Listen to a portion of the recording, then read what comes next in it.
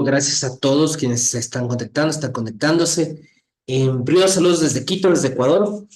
Les cuento un poco qué hago yo. Yo soy profesor aquí en la Pontificia Universidad Católica del Ecuador. Fui decano, fui subdecano acá en la facultad y me he dedicado principalmente gran parte de mi vida a la administración educativa y a la gestión educativa. Entonces, por invitación de nuestros buenos amigos de USJAL, pues vamos a conversar durante estas 2 horas, haciéndoles una introducción más allá de lo que ustedes tienen en su respectiva aula virtual, respecto al derecho a la educación. ¿Qué es lo que quiero hacer hoy? El día de hoy quiero ponerles en contexto un poco de cosas. Déjenme organizarme porque estoy en dos pantallas, entonces quiero tener mis apuntes a mano. La idea que quiero trabajar con ustedes hoy es básicamente cuatro cosas en términos prácticos. Yo quiero ponerles un poco el contexto, la situación actual del ejercicio del derecho a educación en América Latina, un poco los desafíos que eso enfrenta, las políticas implementadas y los impactos que tiene que tener esto y el impacto para poder garantizar este derecho fundamental, que de hecho la segunda sesión presencial, bueno, no presencial, pero digamos sincrónica que vamos a tener con ustedes va a ser en 2 semanas, 3 semanas de hecho. Ahí vamos a hablar con un poquito más de tiempo de los mecanismos de garantía. Ahí yo quiero ponerles ciertas experiencias, ciertas maneras de poder pensar. Yo sé que muchos de ustedes no son abogados tampoco.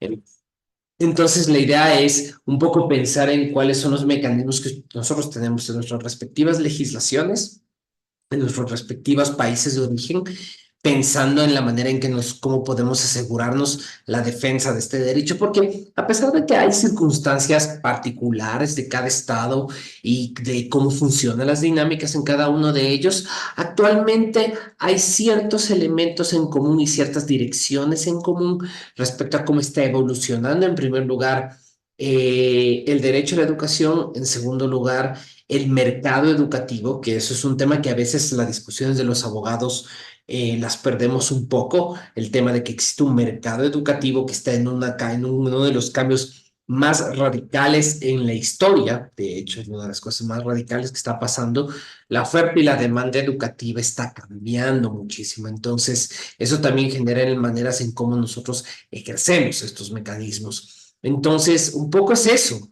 más bien un poco quería contarles que voy a hacer estas 2 semanas y qué es lo que yo espero de ustedes. En primer lugar, yo espero que amorticen su tiempo y su esfuerzo. En otras palabras, vayan preguntándome todo lo que ustedes quieran y todo lo que ustedes crean que no esté claro respecto a lo que estamos trabajando en esta sesión. La segunda cosa que les voy a pedir es ayúdenme a no volverme loco. No sé si ustedes en la pandemia dieron clases, algunos de ustedes son educadores. La idea de conversar 2 horas frente a una pantalla plana y que no tengas, pues, feedback por parte de quien está escuchándote es un poco esquizofrénico. Entonces, sobre eso, quiero pedirles que me den una manita pues ayudándome a que esto sirva, ¿no? A veces es mucho más fácil y es mucho más útil, es mucho más rico, lo que los franceses dicen que hay rapport, hay intercambio de información, hay conexión, y esto sí se puede hacer a pesar de los miles de kilómetros que nos separan entre ustedes y yo el día de hoy. Entonces, verán, déjenme solo abrir mi presentación y yo les voy a ir contando ciertas cositas que les pueden ser de utilidad. Déjame solo, presentación de diapositiva, solo déjame organizar aquí una cosa táctica para que ustedes puedan verme a mí. Entonces, dame solo un segundo, presentación con diapositivas, monitor principal, perfecto. Entonces, esto lo presento, que está aquí, perfecto.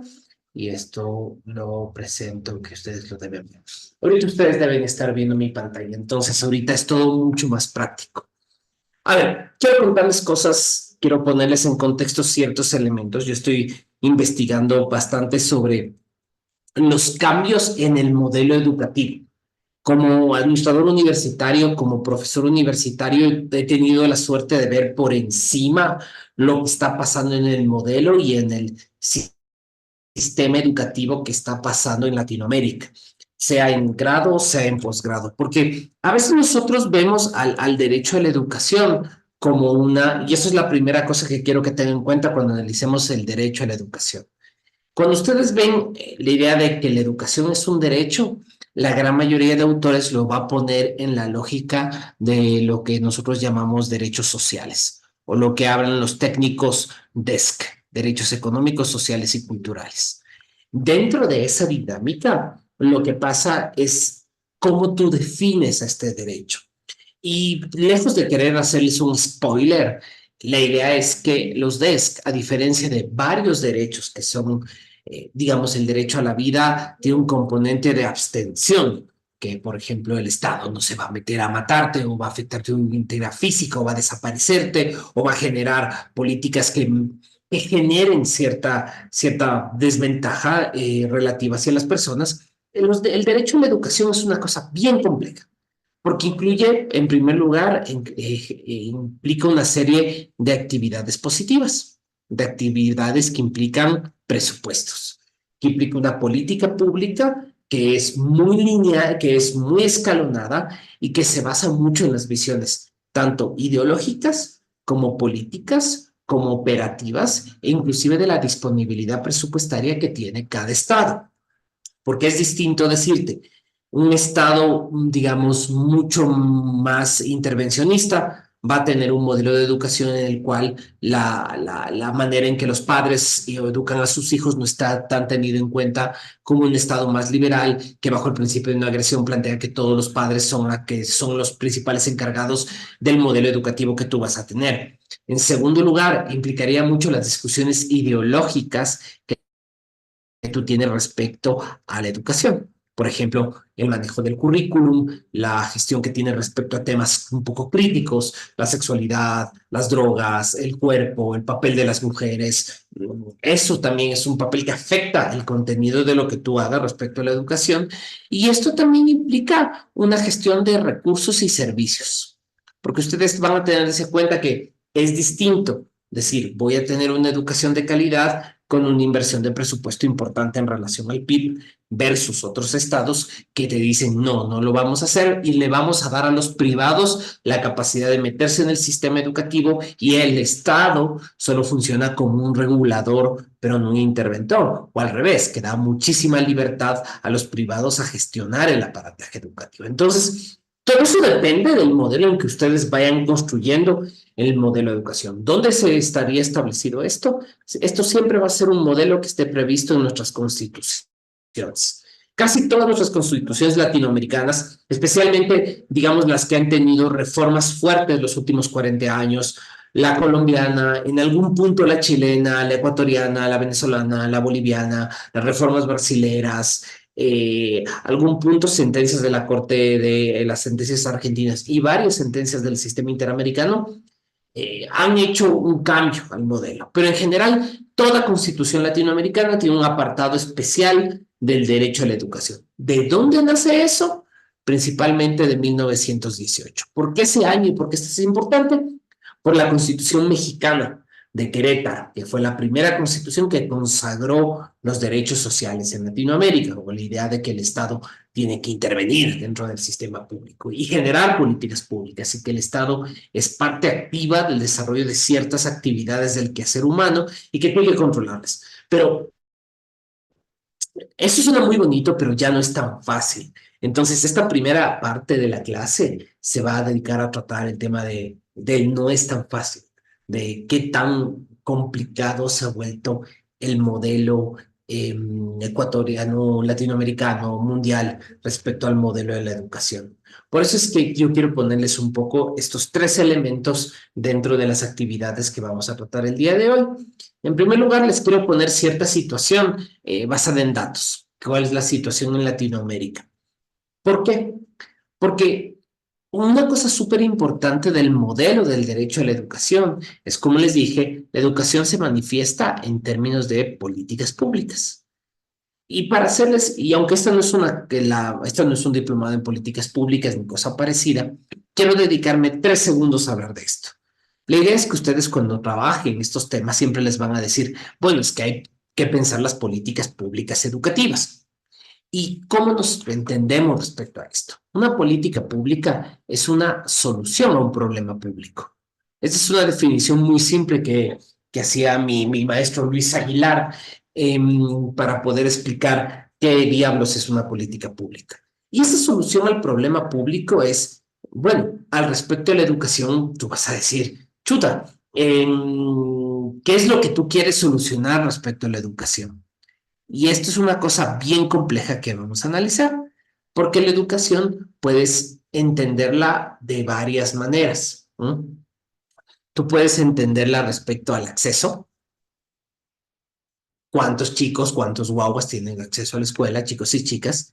En segundo lugar, hablar de la calidad, que también están trabajando los chicos, las chicas respecto a este asunto. Y un tercer lugar, deberías tratar respecto a otros indicadores de calidad y cuáles son las funciones que tiene esa educación. Entonces, en Latinoamérica lo hemos planteado todos con una política pública, pero va a haber diferentes resultados. Ahí vamos a hacer un ejercicio de catarsis todos y les voy a ir contando un poco qué estoy viendo en función de lo que voy investigando para poder analizar el derecho a la educación, porque todo derecho, y ustedes lo están viendo, lo van a ver en el diplomado, todo derecho tiene una particularidad, tiene una serie de prestaciones, tanto positivas como negativas respecto al Estado. Hay un contenido. Y ustedes acuérdense cuando litiguen o cuando ustedes construyan cosas sobre derecho a la educación o sobre cualquier derecho, piensen a todos los derechos como una caja. Y en esta caja tú vas metiendo una serie de prestaciones, cosas que el Estado o que los particulares deben hacer. Ejemplo, la vida ya no incluye solo la vida, sino también la vida digna. O por otro lado, tú pensarás que la educación ya incluye cosas como la interseccionalidad, el tema de las enfermedades mentales, la defensa de la violencia dentro del aula, la educación religiosa. Hay nuevos factores que se han metido. El modelo de derecho a la educación que yo tuve cuando yo estudié el colegio y la escuela, y ustedes también, no es el mismo. Y como no es el mismo, ahora sí nos toca ir pensando cuál es este nuevo contenido. Entonces yo hablaré sobre el contenido del derecho a la educación. Y eso es lo que yo quisiera hablar el día de hoy. No sé si alguien tiene alguna pregunta, si está claro, así para que no me vuelva esquizofrénico y empiece a hablar solito.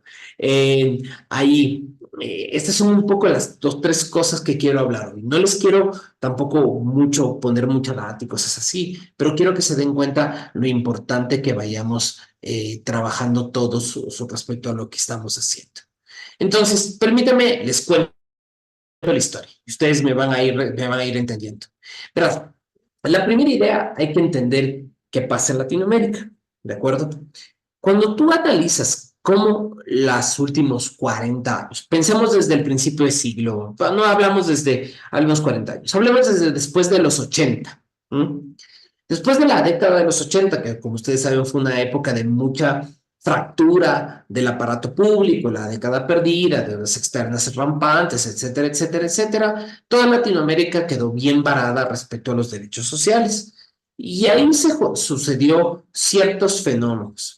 En primer lugar, se dio, hagamos una línea de tiempo hasta hoy, acá hasta el año 2024. Piensen que pasó una primera época de mucha desregulación del sistema educativo en la gran mayoría de estados, ¿no?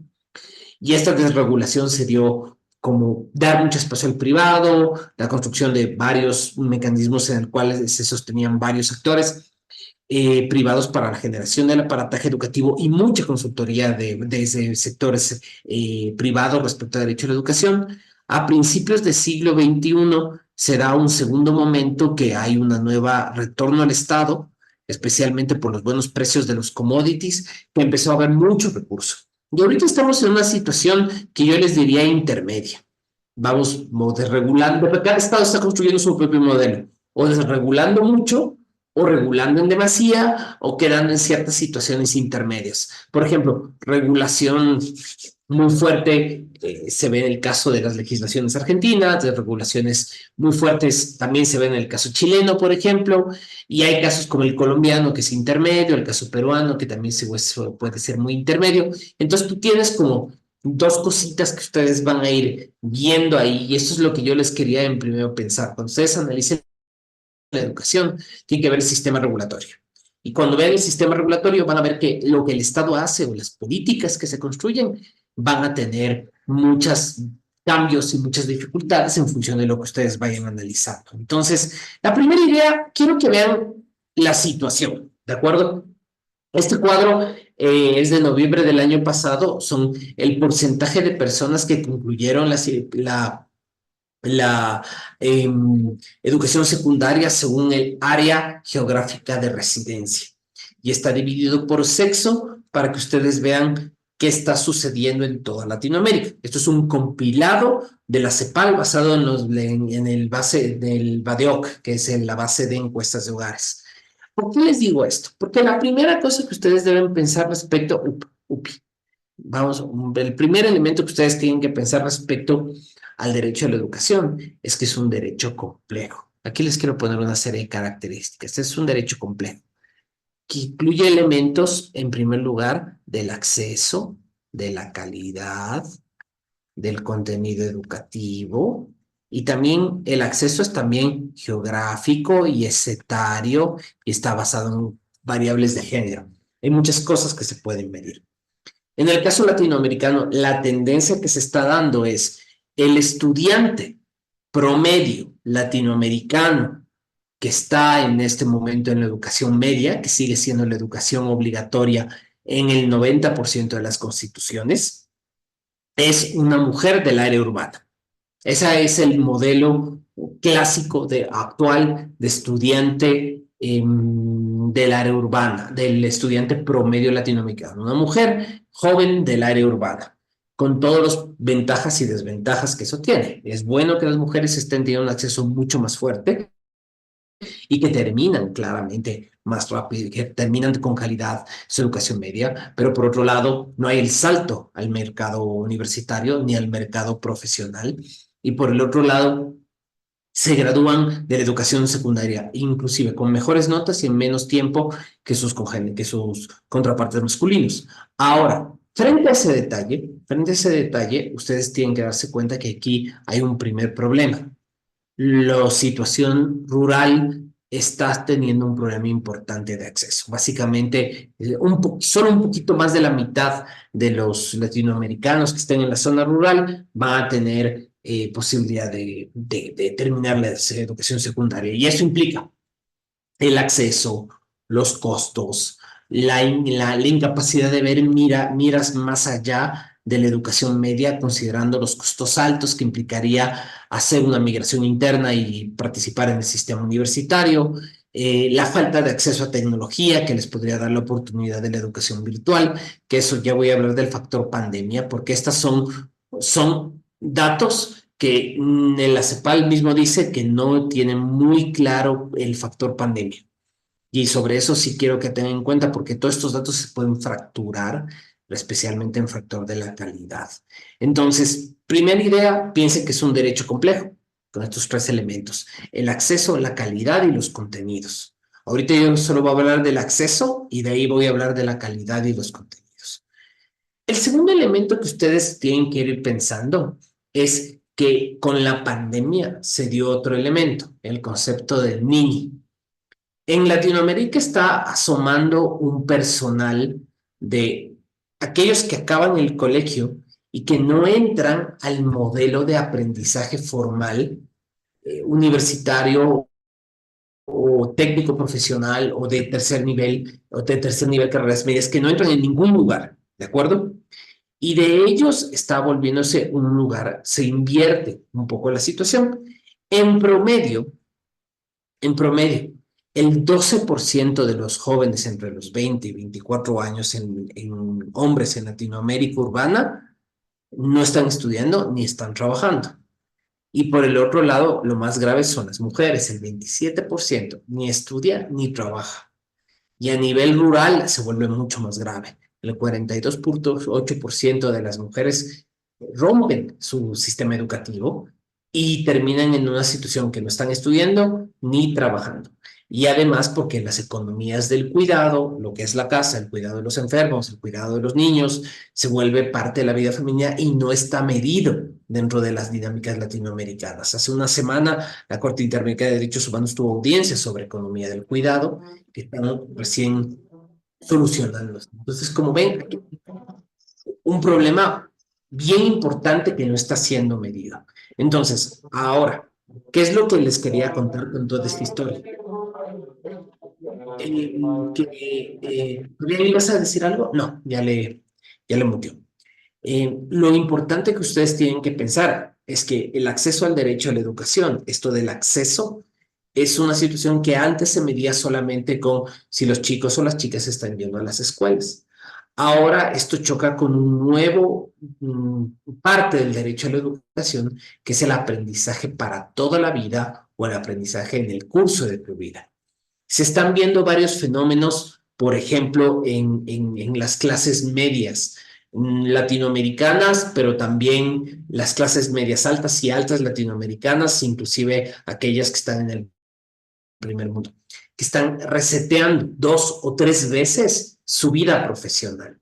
Muchos de estos chicos que no estudian ni trabajan, si estuvieran en clases más altas, etariamente hablando, ellos podrían decir, me doy un tiempo porque voy a resetear mi carrera profesional.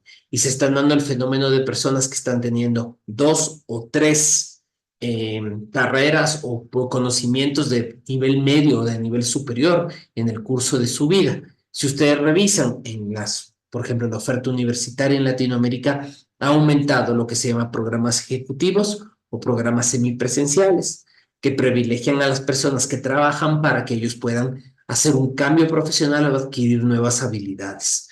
Entonces, eso está sucediendo, no solo aquí, no solo en Latinoamérica, está sucediendo en todo el mundo, pero también hay su lado oscuro que hay personas que están siendo aisladas, el 42% de las mujeres eh, que no, en la zona rural no estudian ni trabajan, y eso hace que el 33,9 son aquellas que se dedican a trabajos no remunerados en el hogar. Entonces ahí viene la pregunta, ¿no estamos generando en Latinoamérica ninguna política pública de acceso a la educación justo para estas personas, que podría ser a través de sistemas digitales, educación virtual, sistemas semipresenciales, y no se están haciendo? Entonces, esto es un detalle.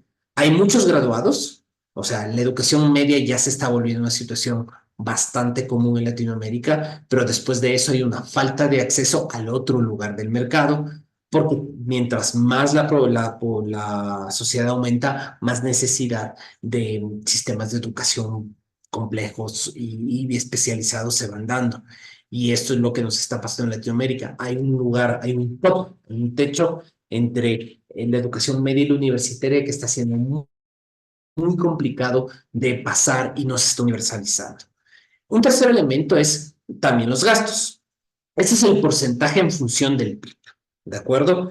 Desde países que no te dan datos, como Cuba, que también tiene una idea de que se vende a sí mismo como un país con un nivel educativo aceptable, pero tienes países que tienen constitucionalmente cierto porcentaje del PIB. Este es el caso de países que han puesto la cifra mágica del 2 al 5%.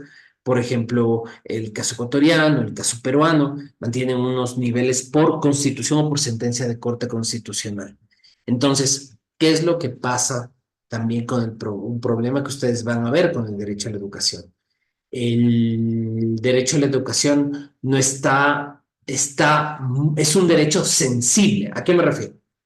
Los derechos tienen ciertos niveles de vulnerabilidad respecto a las variantes de la vida económica o social de los países donde se están ejerciendo.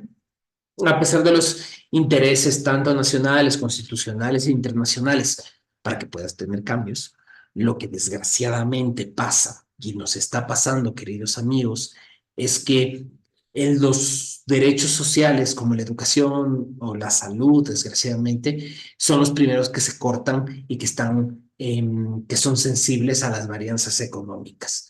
Y esto es un poco que si tú ves estas cifras, en función de la pandemia, ustedes hubieran visto que voy a hacer una línea de tiempo. Si hubiéramos empezado el 2020 y estuviéramos en el 2024, casi todos los países latinoamericanos tuvieron una curva así.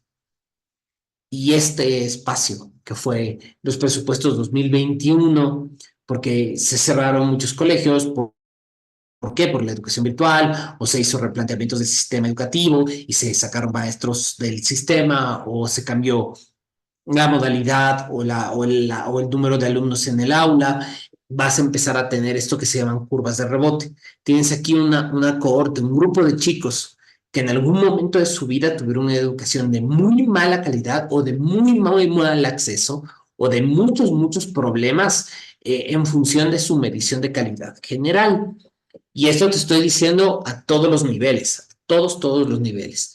Estoy hablando de la gente que, que estaba en la pandemia, podría decirte, estaban, por ejemplo, en mi caso universitario, que estaban en primer semestre de carrera cuando empezó en marzo 2020. Se dieron los primeros encierros por la pandemia. Ahorita estamos junio 2024. Estos estudiantes están en su cuarto año de carrera y estarían por salir de la universidad. Entonces, este es un primera alerta. Vamos a tener la primera generación enteramente de inicio pandémico. Y esto puede generar problemas respecto a su acceso a calidad. Esto también vas a tener a los que entraron a la escuela, aquellos que estaban en la escuelita en los primeros grados o el kinder, y aquellos que estarían en los años de formación secundaria. Todos ellos son generaciones que están acabando este momento sus años de educación en su respectivo nivel grande y habrá que ver cómo se dio algún mecanismo recuperatorio o no, porque si no van a tener problemas de acceso al siguiente nivel. Me explico. Si tú tienes estudiantes que llegan, que te digo, que estaban en primer grado y que entraron a virtualidad y no tuvieron ninguna medida de recuperación respecto a conocimientos de lectoescritura o comprensión lectora o comprensión lógico-matemática, van a llegar a su último año de colegio, pues, en este caso, en el caso ecuatoriano son 6, en otros son 5, en otros son 7, dependiendo cómo lo midas.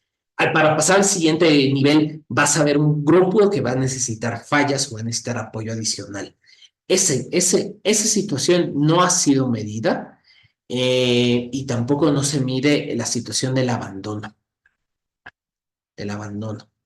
El abandono escolar post pandemia es un tema muy mal registrado en Latinoamérica y esto nos va a generar una serie de problemas gravísimos, pero el tamaño de gravísimo es, te pongo un ejemplo, captadas por el crimen organizado, que estén en una situación de pobreza, que estén en migración ilegal, que estén siendo prostituidos, que porque el alejamiento de la escuela en situaciones vulnerables te pone y te expone a casi todos los mecanismos de violencia interna o externa que pueda tener un país. La escuela es uno de los pocos lugares relativamente seguros que tienen los niños en Latinoamérica. Y entonces este hueco hace que puedan haber generado varias situaciones de abandono. Otro elemento que ustedes van a tener que medir es el promedio de años de educación gratuita y obligatoria. Este es un poco en todos los países, lo puse así porque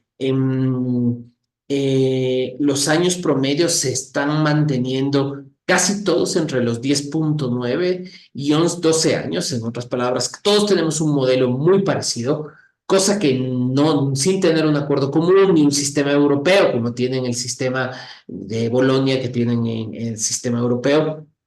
Casi todos tenemos un sistema muy parecido. 6 años de primaria, 6 años de secundaria, 4 años de universidad, un año de una especialización o maestría, y de ahí ya tienes a alguien que tiene una formación que ha pasado por todo el nivel educativo. Ah, ahora, otro problema que ustedes van a tener aquí. El número de años no tiene en cuenta el nivel de repitencia. Una cosa que que está pasando desde la pandemia es el subregistro o el cambio importante de normas relativas a repetir el año o repetir el ciclo o medidas para que los estudiantes aprueben o dejen de aprobar el ciclo. Y en casi toda Latinoamérica se están dando mecanismos de compensación o recuperación. Entonces, muchos de estos datos que ustedes ven realmente deberían sumarle +1 o +6 meses, porque muchos de estos chicos que están aquí han entrado a mecanismos adicionales de recuperación. No sé si ustedes han tenido esta conversación con sus familias que dicen, si todos en la pandemia nadie se jaló el año, nadie perdió sus materias, no tenía por qué perder y en todas las escuelas y en todos los colegios les dejaron pasar. Y esto en Latinoamérica se puede repetir esta conversación utilizando el lenguaje, obviamente, de cada lugar. Aquí esto es bien interesante. Se han repetido en Latinoamérica como receta. Es curioso que como tal cual hablan a veces de las recetas neoliberales, aquí las recetas educativas se generaron algún mecanismo de compensación educativa, de amnistía, de, bueno, si pasan 3 materias, pasaste 4. O sea, hay medios y hay métodos para que suceda esto. Entonces, todos los datos que nosotros tenemos desde el año 2020 hasta aquí. Puede ser de que ahora súmenle que hay chicos que tienen mucho más edad entrando al otro nivel educativo con los cambios dependiendo de la edad y dependiendo del nivel donde entran. Por eso les quiero decir, ahora se mantiene, hay un dato que está, que recabé de la UNESCO, del Instituto de Estadística de la UNESCO, en el año 2020, el último año normal, estoy hablando del último año normal con estadísticas 2019, la tasa de finalización de educación primaria en Latinoamérica era del 98%. Esto no significa que era buena, esto no significa que era de calidad y esto no significa que los chicos eran felices. Aquí hablamos de guaguas que han terminado los años de primaria según su legislación y que pueden darles un título de que han acabado la primaria, un certificado que acabaron la primaria. Ahora, eh, lo interesante es que antes nos iba mejor, con más commodities, había tasas mayores del 100%, es decir, que se traían a los chicos que habían quedado atrás del proceso. Ahora el problema es la pandemia. Y ahora tenemos un problema de subregistro, y esto es importante que ustedes tengan en cuenta, va a haber un problema cada país tiene un problema de subregistro o de falla estadística respecto a la pandemia. Y esto es importante cuando ustedes se enfrenten a datos sobre la educación o sobre la calidad educativa en sus respectivos países. Tienes un problema nacional o internacional de falta de registro sobre estos casos. Entonces, y esto es importante porque ustedes tienen que pensar varias variables que ustedes van a ver. Yo quiero que tengan en cuenta que el desarrollo educativo, el derecho a la educación pensado modernamente, implica estas 3 cosas que les quiero poner aquí, porque esto no solo se trata de lo que te dice la norma, sino también de cómo lo plantean. Esto es un poco de la OCDE y de la UNESCO. Las dos instituciones comparten, tanto el Banco Mundial, la OCDE y la UNESCO comparten el mismo nivel. Primero, ¿cómo tú planteas que realmente tú tienes una educación incremental? ¿A qué me refiero con esto? Que tú esperas en función del tiempo y de la calidad que la curva de la educación vaya generando a través del tiempo y en la calidad empieza a haber una subida incremental, que mientras cada vez que tú vayas ingresando más chicos al sistema, tú tengas los recursos para demostrar que mientras más tiempo están a nivel en años de colegio, están aprendiendo más cosas y las están respondiendo mejor a través del mecanismo evaluativo. Pero para eso tú necesitas platas. En primer lugar, sin recursos financieros no puedes garantizar ni el acceso ni la completar los años. Les pongo un ejemplo. Miren el caso ecuatoriano. No sé cómo funciona, cada país tiene su sistema, pero yo te pongo en el caso ecuatoriano. El sistema educativo está amarrado a una vieja institución ecuatoriana que es el desayuno escolar. Todos los chicos que están en colegios públicos tienen por derecho el acceso a una comida diaria completa y nutritiva. Así plantea no la Constitución, pero la Ley de Educación Media.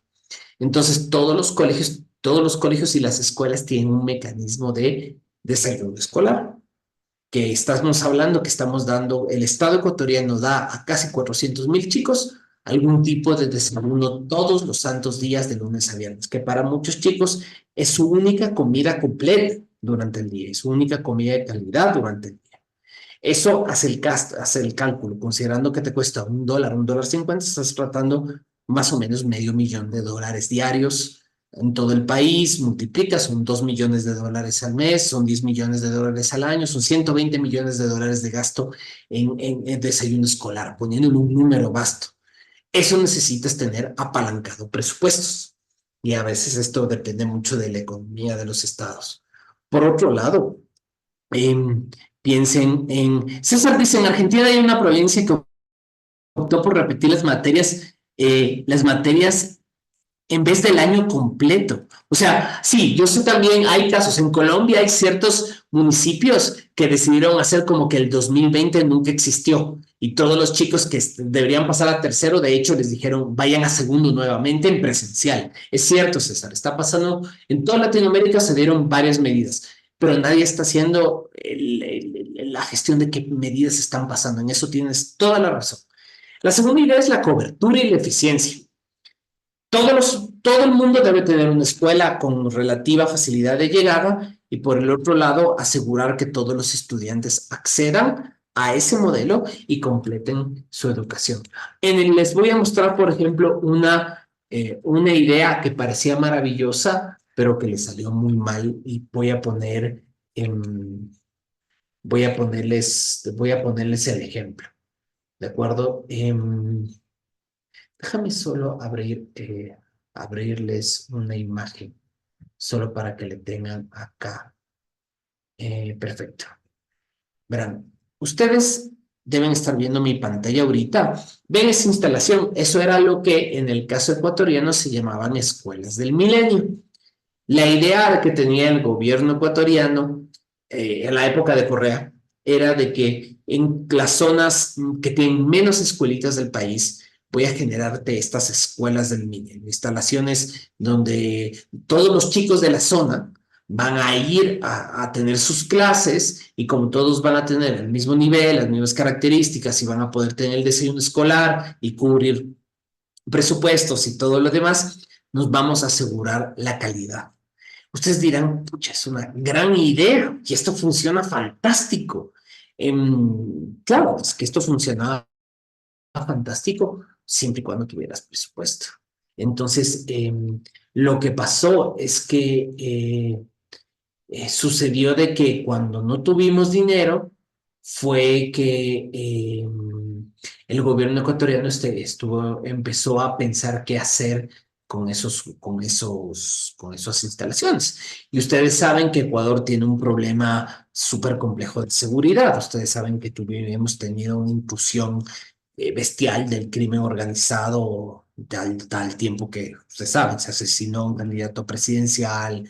Tuvimos escenarios de disturbios bien graves en enero de 2024 y lo que pasa es que una de las ideas que se están manejando es que las escuelas del milenio se vuelvan unidades de policía intermedios, lo que se conoce como cuarteles intermedios. Entonces, todo esto está pasando y depende mucho de qué nivel de cobertura educativa quieres construir o cómo tú quieres pensar la cobertura. ¿A qué me refiero? Es distinto construir una escuela en un escenario donde tienes población, voy a hacer estos puntitos, muy separada en el territorio, a hacer una población donde toda la población esté en un centro poblado o toda la población esté metida en dos centros poblados. Esto impedirá la cobertura y también la eficiencia, cuánto gastas. Y por el otro lado, ¿qué les vas a dar? Y esa, interesantemente, es una discusión que es bien limitada en Latinoamérica y creo que para bien por el momento. No ha habido una discusión muy grande a nivel latinoamericano de cuáles son los grandes temas que se les tiene que dar en los colegios o en las escuelas, pero en Europa ustedes saben que se ha vuelto un tema bien grave porque está centrado en los debates ideológicos izquierda-derecha. César también plantea que en cuanto a recursos y cobertura, depende de la política económica y si la visión es un gasto de inversión. Eso sí, en Argentina tenemos un gobierno ultraderecha y eso es cierto, porque el problema es la visión ideológica que tú tengas de los recursos, la cobertura y los aprendizajes. Por ejemplo, en una de las propuestas del presidente Milei en campaña, y César me puede ayudar a corregirme, era el idea del bono del cheque escolar o del cheque beca, que hacía que tú elijas a dónde irte con un dinero que te dé el Estado, en vez de que tengas una educación pública donde tú vas al colegio que esté cerca de donde vos, tú eliges el que tú quieres en función de tu decisión personal. A eso puede generarte problemas de esto, de planificación, cobertura y eficacia. Y hasta ahora no hay mucha respuesta respecto a esto que vaya a pasar. Entonces, ten en cuenta que a escala global lo que se está midiendo el derecho a la educación son estos tres lugares: recursos, cobertura y aprendizajes. Y yo creo que esta es la más crítica y esto es lo que menos se ha conversado en Latinoamérica. ¿Qué le vamos a dar a nuestros hijos? ¿Ya? Cuando yo hablo de guaguas, estoy hablando de la versión quichua de los hijos de alguien. Entonces, bueno, aquí a los chicos de la universidad, digo los guaguas de la universidad, cuando tú a los guaguas les dices qué se les va a dar, qué contenido se les va a dar, esto es un tema muy sutil. Porque tú puedes pensar que en matemáticas no hay problema, pero en biología, la evolución, ¿cómo la damos? La educación sexual, ¿hasta qué nivel la damos? ¿Cómo hablamos de partes incómodas o partes que se leen difícil de nuestra historia?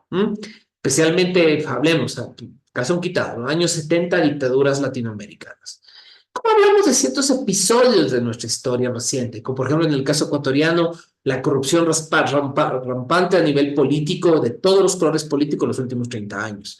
¿Cómo hablamos de esos temas? Entonces, eso está una discusión que en Latinoamérica no se da, pero se va a dar en muy corto tiempo. Y eso hay que verlo en función de que nuestros años de escolaridad promedio se mantiene en el estándar internacional, ¿de acuerdo?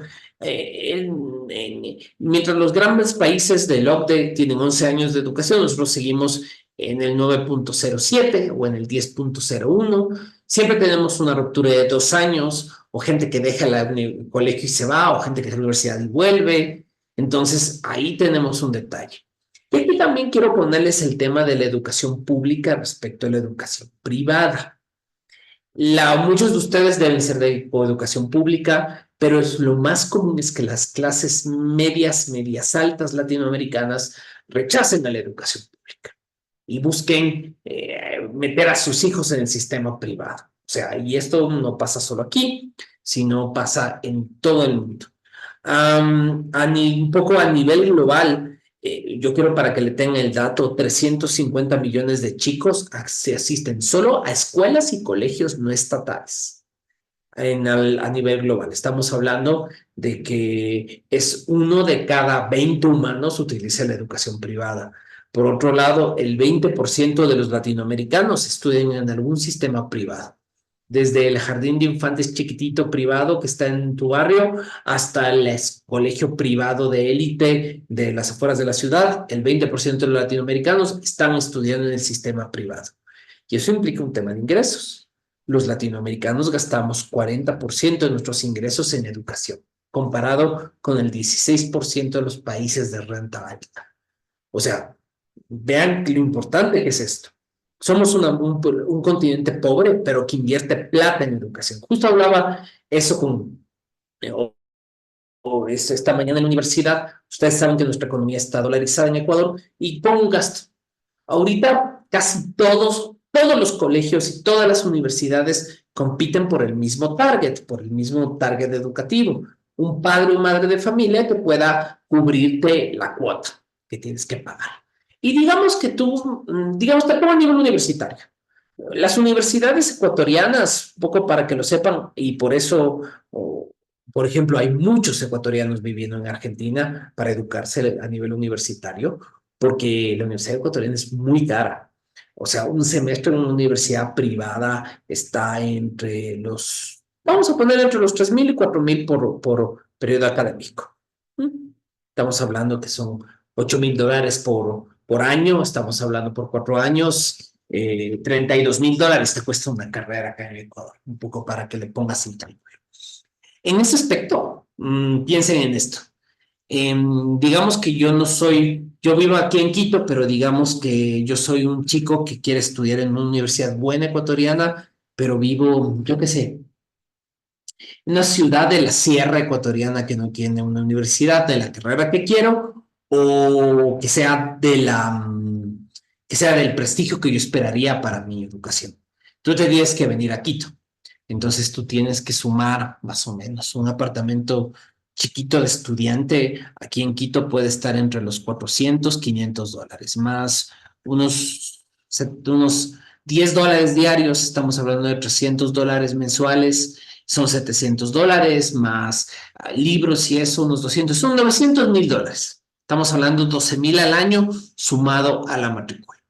Estamos hablando que te está costando básicamente $60.000 para una persona de provincia graduar a un estudiante en una universidad universidad privada quiteña. Entonces, estas son cosas que son súper complicadas de discutir. Y esto también tiene que verse en términos de nivel educativo. Por ejemplo, no sé si alguien de aquí ha limpiado a alguno de nuestros estudiantes del Salvador o Nicaragua, Honduras o República Dominicana. Ellos están gastando más del 50% de sus ingresos en educación. Y en el caso haitiano puede llegar al 81% de sus ingresos, los costos que te cuesta la educación privada. Entonces es súper pesado. Y algo que les puede afectar a todos ustedes, sean padres de estudiantes en tema educativo o estén trabajando en administración educativa, es que ahorita está un fenómeno de falta de regulación efectiva de la educación privada y que no hay posibilidades de acceso. Entonces, esto está generando un debate súper complejo que todavía no se está instalando en Latinoamérica, pero esa conversación se va a dar próximamente. Es cuánto es mucho, porque no se controla la educación privada. Así que alguien tiene alguna pregunta, si no, continúo. Solo quería ponerles ese debate. Yo, un poco para contarles, los colegios más caros en Latinoamérica, estoy hablando de los colegios internacionales en Santiago o en Buenos Aires, por lo menos aquí el colegio más caro en Ecuador, que es la Academia Cotopaxi, que es un colegio internacional, ellos están cobrando entre 2.500, 3.000 al mes. Estamos hablando de una educación hiper cara. Y esto nos genera varios problemas. Y a nivel al revés, yo quiero pensarles cómo, cómo el sistema educativo, especialmente universitario, tiene el problema de que se debe meter en la economía y que hay un proceso de que esperan que la educación se meta a la economía. Lo que plantea Nelson, te agradezco tu pregunta, Nelson, ¿en qué medida lo estandarizado sigue siendo el modelo más real para medir el aprendizaje, teniendo en cuenta que existen barreras cognitivas inclusivas y una diferencia de currículos de colegios privados y públicos? Eso es cierto, y yo te digo porque yo recibo chicos desde colegios fiscales, colegios públicos. Tengo muchos chicos ahora que están entrando a modelos de homeschooling, o sea, chicos que están eh, siendo educados en su casa, y esto es muy común desde la pandemia. Están apareciendo cada vez más chicos que están teniendo procesos de homeschooling, en Ecuador se acepta, o de colegios privados.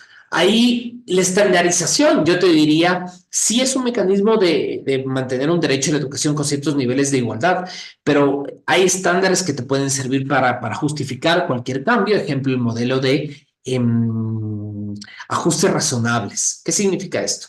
Que tú puedes hacer ciertos ajustes no en la calidad de la educación, sino en la manera en que se hace la evaluación. Ejemplo, no puedes medir de la misma manera un ensayo de una persona con discapacidad visual que la escribe a través de un sistema electrónico de alguien que tiene todas sus capacidades visuales. O como tú trabajas el tema de la evaluación, por ejemplo, oral de una persona que está utilizando el lenguaje de señas. Y esto implica también las barreras que tiene el lenguaje de señas. Solo por ponerte un ejemplo para que ustedes me vayas entendiendo y creo que tú estarás de acuerdo conmigo. Nosotros en Ecuador, bueno, aquí en la universidad, hemos estado teniendo muchos retos para la educación de personas, especialmente que utilicen el sistema de señas como parte de su educación. ¿Por qué? Porque no sé si ustedes lo sabían, o si alguno de ustedes lo saben, me puede dar fe de aquello. Cada país ha construido un combo propio, un número propio de ideogramas básicos respecto a las señas, porque realmente por la velocidad, no es que hablan con este lenguaje de cada signo es una letra, sino de que un signo es una palabra o una idea. Y eso hay que entenderlo pensando de que el idioma materno de una persona que habla lengua de señas es la lengua de señas y su segunda lengua es el español. Entonces, ese es el primer tema que hay que tener en cuenta. Y les pongo el ejemplo. Las personas en Ecuador, pues en otros países ya debe estar solucionado el tema. En el caso ecuatoriano nosotros teníamos un problema de que hacían un cierto signo así, haciendo así y así, respondiendo obviamente al lenguaje de señas ecuatoriano respecto al concepto ley, pero no tenían palabra o signo para ley, legal o constitución y utilizaban el mismo signo. Y ustedes entenderán que ley, legal y constitución son tres cosas que son un abismo de diferencia en términos de educación. Entonces, ahí es donde tenemos un problema. Ahora, sobre esto, hay una tendencia de meter a la educación en el tema económico, especialmente la educación superior, especialmente con el tema de marcas y patentes. En esto hay una tendencia que, de hecho, si ustedes ven las leyes de propiedad intelectual en toda Latinoamérica, todas proponen un mismo sistema, de que las universidades tengan mayor capacidad de poder generar este tipo de elementos y obtener regalías. Además, se están pensando en nuevos mercados, como por ejemplo el de publicaciones, el mercado de donaciones y el mercado de uso de espacios. Muchas universidades se están volviendo también gestoras de eventos porque tienen mucho espacio para hacer eventos, ejemplo, yo que sé, coliseos para conciertos, teatros para actividades, y esto ustedes pueden verlo en varios espacios alrededor de toda Latinoamérica. Yo te pongo un ejemplo, solo para que tú lo vean. Este teatro que les estoy mostrando, que va a estar Julio Zavala, ¿no? O sea, muy conocido artista, y hay rituales y hay, bueno, pues actividades. Este es el teatro del Colegio San Gabriel, es el teatro de un colegio, de hecho un colegio jesuita muy conocido acá en Quito, que fue un teatro fundado en el año 52, que ahora después de la pandemia lo privado, o sea, le han dado la administración privada y no solamente es un teatro de colegio, donde haces las actividades del colegio durante el día, sino ahora es un teatro comercial donde tienes actividades de variedades y actividades de política cultural privada, porque aquí, de hecho, no son entradas baratas durante las noches. Entonces, está dándose un cambio en el papel también de los colegios y de las escuelas como espacio económico. Entonces, son cosas que ustedes van a ir viendo. Y esto también hay que tener en cuenta lo que les estoy contando, ¿no? Hay una participación vital de actores no estatales. Entonces, yo quiero hacerles un resumen de lo que está sucediendo en Latinoamérica hasta ahorita. Primera idea, muchos actores no estatales. Solo para que le tengan este dato encima de la mesa, tenemos muchos actores no estatales. Y es cuando hablamos de actores no estatales, son comunidades religiosas, comunidades privadas, empresas transnacionales de educación, especialmente en el nivel quintil más alto de la población. Un poco para contarles, o sea, por ejemplo, los colegios americanos, los colegios que están cercanos a las comunidades americanas, los colegios que están cerca a las comunidades judías, los colegios que están cercanos, y que eso está bien, ¿no? El gran aumento de colegios que tienen base de colegios de comunidades evangélicas, o de ciertas comunidades de fe, el caso, por ejemplo, de los niños jesuitas en su momento, también los colegios del Opus Dei, por ponerte un ejemplo, están saliendo una serie de actores no estatales que están teniendo el sistema educativo como parte de su dinámica, su cartera, y que están volviéndose actores bien importantes. Pero al fin y al cabo, la gran mayoría de la población opta por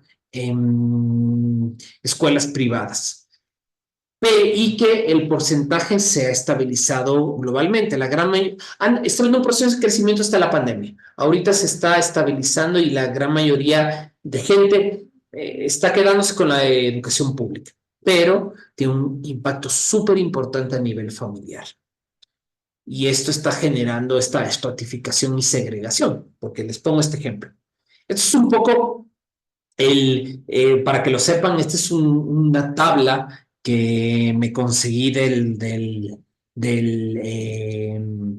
Departamento de Estado de Estados Unidos para que tengan un poco el dato de cuáles son los colegios más caros de Latinoamérica al sol de hoy actual. O sea, tal vez no está completo, ¿de acuerdo? No está completo, pero estos son los datos que te bota, por ejemplo, para viajeros o para gente que quiere migrar de los Estados Unidos a Latinoamérica, les ponen los colegios que tienen el mejor nivel y sus costos. Eh, y por lo menos yo te puedo dar fe de los dos ecuatorianos. Ustedes me dirán cómo están en sus países de origen. O sea, el caso de la Academia Cotopaxi que les conté es más o menos esto, 20.000 dólares al año. Y eso, $20,000 al año, estás hablando que es casi 15 veces lo que consigues con un salario básico, una persona común y corriente. Y en el caso que aquí, la Academia Interamericana, sí puede estar por los 17,000 al año. Entonces, hay colegios de todos los niveles, de todos los gustos y con todos los costos. Y yo les digo que está sucediendo también el modelo de las empresas internacionales que traen modelos educativos, que esos son nuevos actores que van a ir apareciendo respecto a la gestión del derecho a la educación. Em, por ejemplo,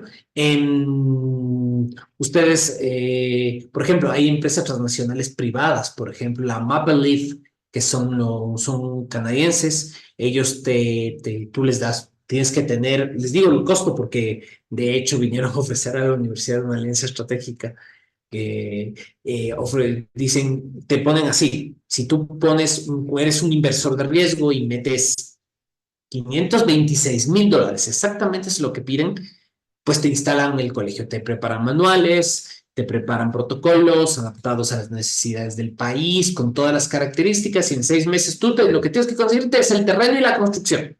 Pero de ahí, todo el papeleo ellos se encargan. Eso es un poco el modelo que te plantean ellos, que ellos te gestionan todo lo que es papeleo del colegio, tú necesitas construcción y papeles, y que en algún momento ya abres primer grado y echas para adelante. Entonces, eso es un poco lo que está pasando, ¿no? Eh, Nelson plantea los colegios de Innova, sí, los del Innova también, porque ahorita ya tenemos un colegio del Innova aquí en Quito, abrió hace un par de meses, se llama Discovery Academy, pues ahí para todos los colores los colegios, ¿no? Entonces, frente a estos antecedentes, no sé si hay alguna pregunta, alguna cosa que no queda claro. Perdón, los bancos y las empresas entraron al mercado educativo. Sin embargo, la proporción es mayor en colegios y universidades. Yo quisiera responderle a Nelson pensando en que cierto es que las entidades del sector financiero han entrado a los colegios, sea como sponsors o sea parte de los fideicomisos que sean su capital de riesgo. Hay una profunda inversión en Ecuador, en educación, perdón, pero yo te diría que las universidades es igual o más, pero utilizan mecanismos financieros distintos. ¿Por qué? Con las universidades, por ser unas instituciones muy particulares, están súper regladas. Estamos reglados por las leyes de educación superior de cada país, por agencias de acreditación o por acreditadores públicos. Entonces es mucho más complicado el tema de decir, esta universidad es de un banco, pero puede ser que te digan, esta universidad tiene unos donantes, que entre ellos incluye un banco.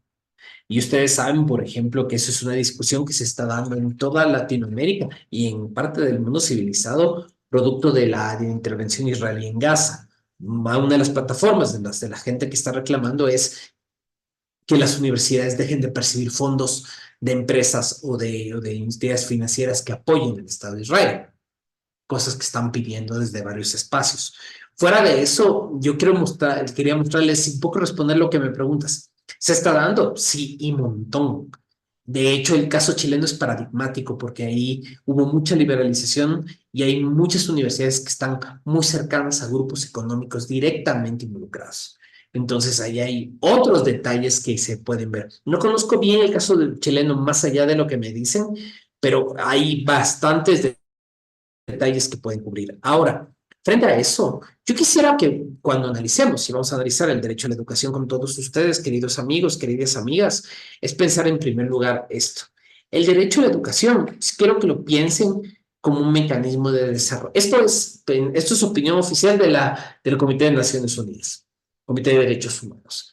Primero, que es un desarrollo integral del derecho humano y plantea el desarrollo holístico, la sostenibilidad ambiental, y esto es bien importante, el concepto democrático detrás de lo que se está educando.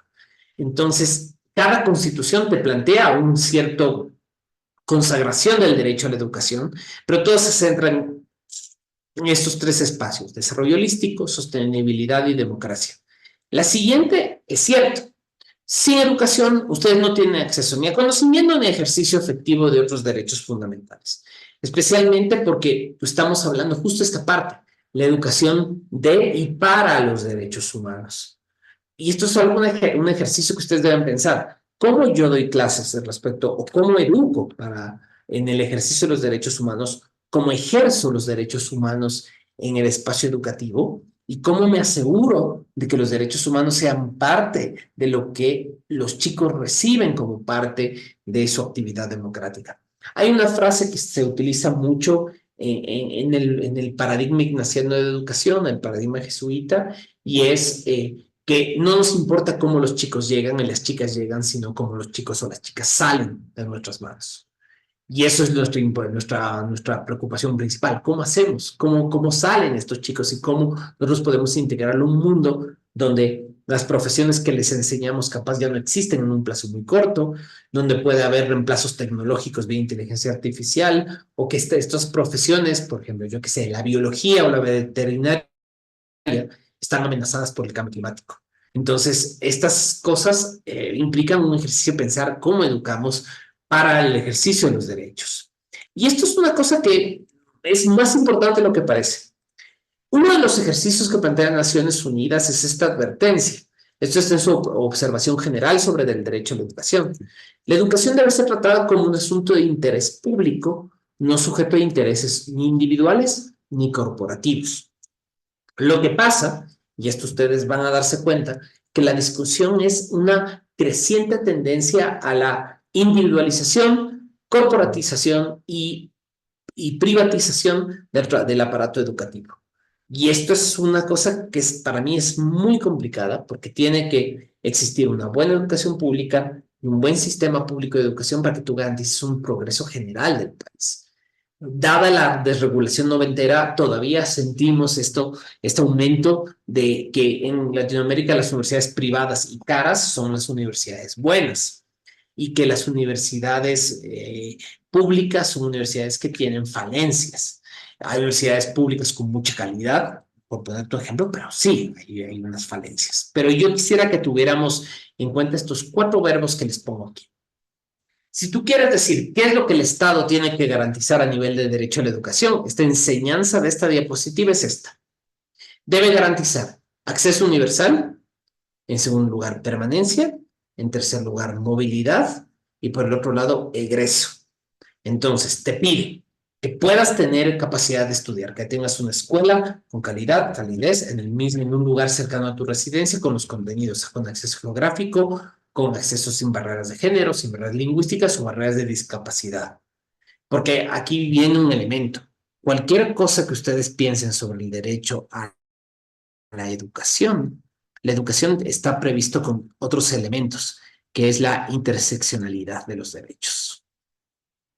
Porque no puedes generarte una educación, como creo que César o Nelson lo decían, una educación que es igual para una persona discapacitada que una educación para una persona sin discapacidad. Lo mismo de unas mujeres o personas intersex o personas con diferentes niveles de género. Por otro lado, ¿cómo tú garantizas la educación en el caso de situaciones plurinacionales como Ecuador? ¿Cómo garantizas la educación en entornos plurinacionales cuando tú tienes en Ecuador alrededor del 5 al 8% de personas cuya segunda lengua es el español? Su primera lengua no es el español, o es el quichua, o es el shuar, o es el zafiki, que es una lengua que se habla en Santo Domingo de los Sáchilas, en una zona, aquí a 3 horitas de Quito. Entonces, es bien complicado y no se toma en cuenta ese detalle. Por eso debes tener en cuenta que todo lo que te hablo aquí, acceso universal, permanencia, que los chicos se queden los años que deben quedarse, movilidad, que los chicos vayan aumentando de grado, y egreso se den sin situaciones de discriminación. Y aquí es donde yo les voy a poner cierta idea. Te pongo una situación. El Estado va a garantizar, por ejemplo, el Estado va a garantizar que haya una escuelita en cada pueblo. Perfecto. Cada escuelita va a tener en cada pueblo. Pero te dice que por falta de presupuesto, estas escuelas van a ser unidocentes. Y esto en Ecuador fue muy común en los años 90. Todo pueblo tenía su escuelita, pero tenías una escuelita unidocente. ¿Qué significa? Que tenías un profe o una profe para todos los chicos de la escuelita. Entonces esta pobre mujer o este pobre hombre se tenía que hacer 8, 7 para poder cubrir los diferentes grupos en diferentes momentos del día. Ese concepto de escuelita unidocente, tú puedes cubrir formalmente el acceso, pero materialmente aquí hay niveles de discriminación salvajes contra esta pobre gente. Entonces, aquí hay un detalle. Este acceso universal, permanente, movilidad y egreso, además de ser interseccional, tiene que tener niveles realmente de materialidad. Tiene que ser materialmente real, basado en presupuestos. Me van siguiendo la idea. Por eso es tan importante para todos ustedes que vayamos midiendo esta idea de derecho a la educación. Y en esto yo les quiero poner un poco cuáles serían verán, antes de todo, ¿alguien tiene alguna pregunta, alguna cosa que no esté claro para que ustedes vayan poniendo ciertas ideas en la mesa? Igual, todo esto va a estar grabado, por eso Alipio debe estar ahorita grabando la clase para que ustedes lo tengan claro. Pero la primera idea, quiero que tengan claro esto. Para que estemos claros el derecho a la educación, hay que ver cómo está reconocido, cómo está previsto en la Constitución o en los tratados internacionales de derechos humanos que cada uno de sus estados haya ratificado. En el caso latinoamericano les voy a contar, casi todos tenemos el mismo combo de tratados firmados, entonces para eso es mucho más fácil. ¿Qué es lo que nosotros tenemos que garantizar? Cuando tú reconoces, sucede un efecto. Al reconocer que una persona, que un colectivo, que las personas tienen algún tipo de derecho, aparecen 3 obligaciones básicas que tiene el Estado. Y esto es lo que uno tiene que medir cuando ustedes vean un derecho. Los que no son abogados me van a decir, bueno, ¿qué es esto? ¿Cuáles son las obligaciones? ¿Qué es lo que el Estado debe o no debe hacer para que este derecho pueda vivir pues con todo su contenido? Son 3. La primera es el respeto, que es una obligación negativa. Acuérdense eso siempre. Es una obligación negativa. El Estado no debería hacer cosas, debería abstenerse de hacer algo. Y esto, ojo, con sus límites. Te pongo el caso clásico. El Estado debería intervenir en la práctica religiosa relacionada con la educación. Te pongo un caso. Un estudiante que sea árabe practicante que deba ir venir a una universidad católica, te pongo un ejemplo, con hijab, con velo. En el caso, por ejemplo, en el caso de nuestra universidad de la católica es la primera vez que tenemos una estudiante musulmana en nuestra facultad. Y ha sido una experiencia bien interesante porque, claro, es este estudiante que no es una musulmana laica, es una musulmana practicante, em, que obviamente el tema del hijab, del velo y a veces en cierto momento el velo que le cubre el óvalo de la cara o a veces se dice por situaciones de tipo familiar, viene un pariente que es mucho más cerrado, pues ella se pone el velo inclusive en los ojos. Entonces es bien, bien difícil lidiar temas como, por ejemplo, la honestidad académica, adaptar las normas. Es bien complicado.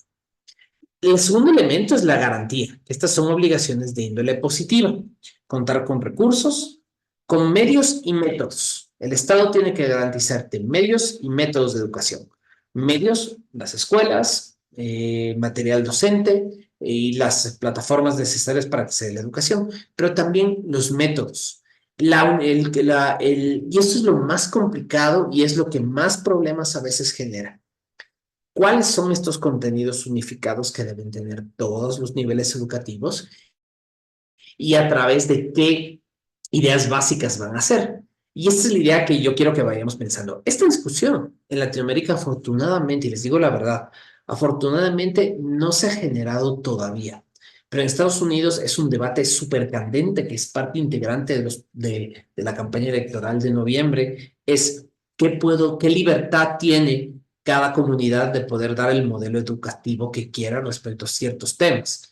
Identidad de género, papel de las mujeres en la sociedad, evolución, consumo de drogas, etcétera, etcétera. ¿Hasta qué punto la escuela puede reemplazar o aportar en ciertas cosas que son responsabilidad de cada padre? Porque ten en cuenta que a nivel educativo, y ustedes lo van a ver en los textos que están en el aula virtual, hay un derecho a los papás de poder educar a los hijos en el marco de sus creencias. Pero ¿qué pasa si estas creencias son equivocadas? ¿Qué pasa si estas creencias son una afectación a la vida de los demás? Criar al hijo en el racismo, en el sexismo. Esa es una discusión bien difícil, que en la cual no quisiera en hoy, aquí y ahora, meterme, pero vale la pena que ustedes la tengan en cuenta respecto a lo que estamos conversando. Entonces, ese es respeto, la otra es garantía y la tercera es el desarrollo progresivo. ¿Mm? ¿Qué A ver, aquí quiero un poco ponerles la idea que los derechos implica que el derecho, ahí les estoy dibujando arriba a la derecha de su pantalla, debería ser que se va aumentando su marco de protección con el tiempo y que se va extendiendo su capacidad para poder proteger las necesidades de la población. Y esto podría darles un ejemplo respecto a lo que nos pasa respecto a la violencia de género. Los que nos educamos en los años 90 no tenemos ningún protocolo, ninguna norma, ni nada que sirva para proteger los derechos de las víctimas en materia de género. Hablamos del acoso o ya la violencia explícita sexual.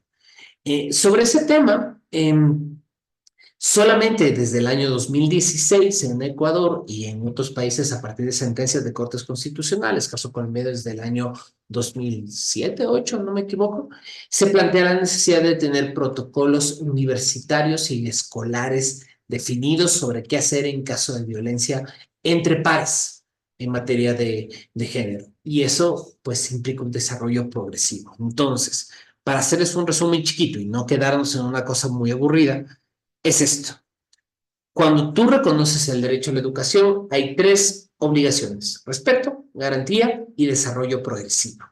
Y estas tres constituyen el núcleo de lo que es las obligaciones que hay en materia del Estado. Y esto implica acceso, permanencia, egreso, movilidad. Son las cuatro cosas que quería que estén claras. Recuerden, básicamente estas son las obligaciones y el contenido básico está aquí. Y le voy a hacer grande para que, le voy a hacer grande para que en la grabación quede claro. ¿Qué incluye el derecho a la educación? Acceso, permanencia, movilidad y egreso. Acuérdense eso siempre porque eso es lo que siempre les van a preguntar en cualquier tipo. ¿Cuál es el contenido del derecho? Acceso, permanencia, movilidad y egreso. ¿En el marco de qué obligaciones? Respeto, garantía y desarrollo progresivo. Eso es súper importante y quiero que lo tengamos en cuenta.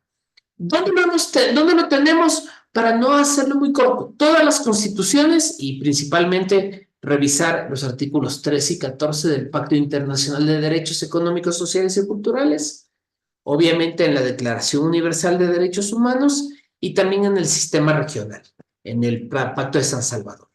Ahora, esto es importante, y esto es algo que está pasando también en Latinoamérica. Normalmente los derechos económicos, sociales y culturales no se entendían como derechos que se pudieran exigir, porque se planteaba la idea de que no le puedes exigir les cuento cómo se litigaba en los 90 principios de los 2000. Lo planteaban como, no le puedes exigir al Estado cambios presupuestarios porque obedecen a cosas que no le corresponden a él. O por otro lado, pensar que el Estado construye su presupuesto y sus aparatajes institucionales de manera que no puedes afectar a todo el presupuesto de un estudiante o de una comunidad educativa por las necesidades de un solo estudiante. Entonces, siempre esa era la táctica de los estados para liberarse de sus obligaciones. Afortunadamente, ha existido un fenómeno de mucha jurisprudencia que vamos a analizar la próxima semana y te plantean la idea que los DESC son de derechos exigibles. En otras palabras, que el Estado está obligado a ser exigido judicialmente de cambiar sus políticas públicas, su presupuesto, sus mecanismos de control presupuestario para poder cumplir los derechos de una persona. Obvio, con sus límites. Y yo ya les voy a mostrar límites, ¿de acuerdo? Entonces, solo para que quedemos claro, si hay una diapositiva que quiero que quede medianamente claro de esta primera exposición que les hago, y es esta, que la educación es básicamente, el derecho a la educación incluye estas cuatro cositas que están aquí: acceso, permanencia, titulación y obviamente la movilidad en términos de calidad. Y esta parte hay otro problema: ¿cómo medir la calidad educativa de forma respetuosa a los derechos? porque ahí te pasan situaciones. El mecanismo de evaluación de la calidad educativa está basado en una serie de factores que a veces no vemos, desde el instrumento de evaluación, el tipo de instrumento de evaluación que generamos, las características del mismo y cómo nosotros podemos tener en cuenta nuestras propias subjetividades en el proceso de evaluación. ¿Mm? Pónganse a pensar, después de la pandemia se ha iniciado una epidemia silenciosa de salud mental bastante grave. ¿Qué pasa si tú privilegias el sistema oral con chicos y chicas adolescentes que están en situaciones de neurodivergencia, en las cuales la ansiedad les mata y hablar en público peor? ¿Eso puede afectar su situación de calificación? Muy probablemente sí, muy probablemente sí. Habrá que ver cómo hacemos que esto funcione. ¿Qué pasa con la gente que está teniendo problemas de que el español no es su segunda lengua? Entonces, ahí la calidad, hay que ver cómo lo medimos. Si ya les va a haber opciones. Y obviamente permanece y titulación. Y esto implica con elementos de no discriminación, de protección de minorías y obviamente el respeto a los conocimientos de un marco ancestral. Y esto obviamente tiene otro problema que ustedes van a ver. ¿Cuál es el límite de la ancestralidad? ¿Y cuáles son los límites de cuando choca el modelo, digamos, occidental céntrico, mestizo, latinoamericano, con el modo de vida de los pueblos y nacionalidades indígenas? Esa es una combinación súper compleja que todavía no tiene una resolución clara en ningún estado, en ningún estado.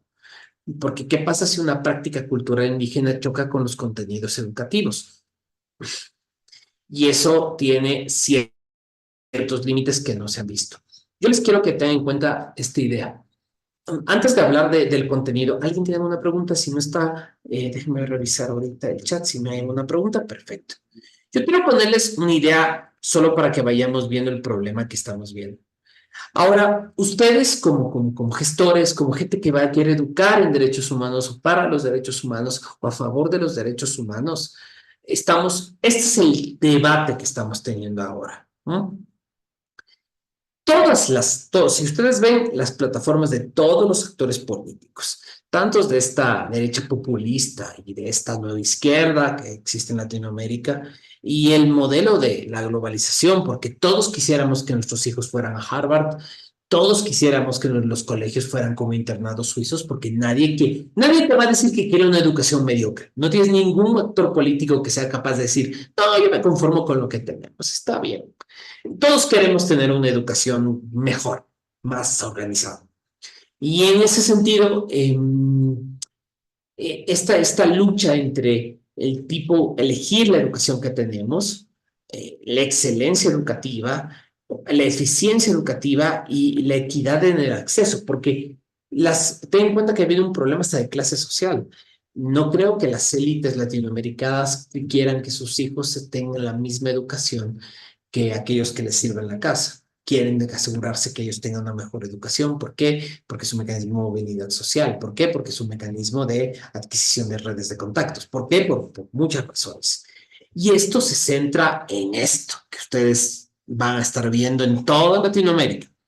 Todo derecho a la educación choca en Latinoamérica con el modelo de reforma educativa, porque no hemos tenido estabilidad en las agendas de educación en ningún sitio de Latinoamérica. No hay una particularidad en el tiempo y esto es una de las cosas que ustedes pueden ver. En el caso mexicano, los sexenios presidenciales, en el caso ecuatoriano, los 10 años del presidente Correa, en otros casos, las rupturas que ha habido entre los gobiernos de Lula y Dilma, con el gobierno de Bolsonaro, con los gobiernos otra vez de Lula, el gobierno de Milei. O sea, todo gobierno, todo modelo te genera un cambio en el modelo educativo.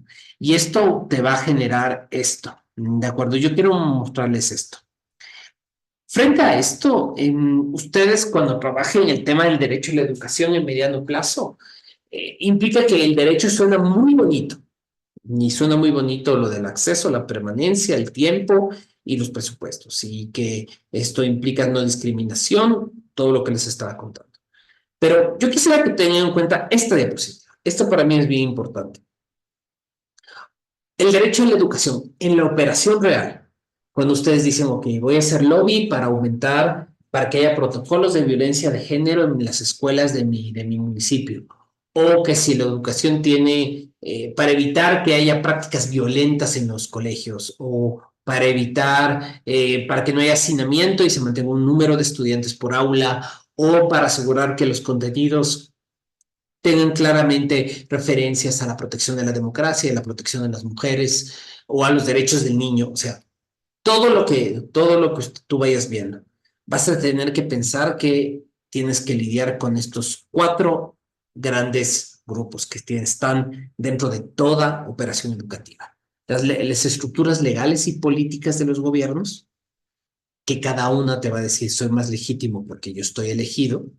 Por otro lado, el personal educativo. Ustedes deben tener en cuenta que los gremios educativos en Latinoamérica son formidables actores de veto, sea por sus asociaciones, sindicatos, uniones, o grupos de presión, lobby, que te generan presiones muy, muy fuertes en el sistema público.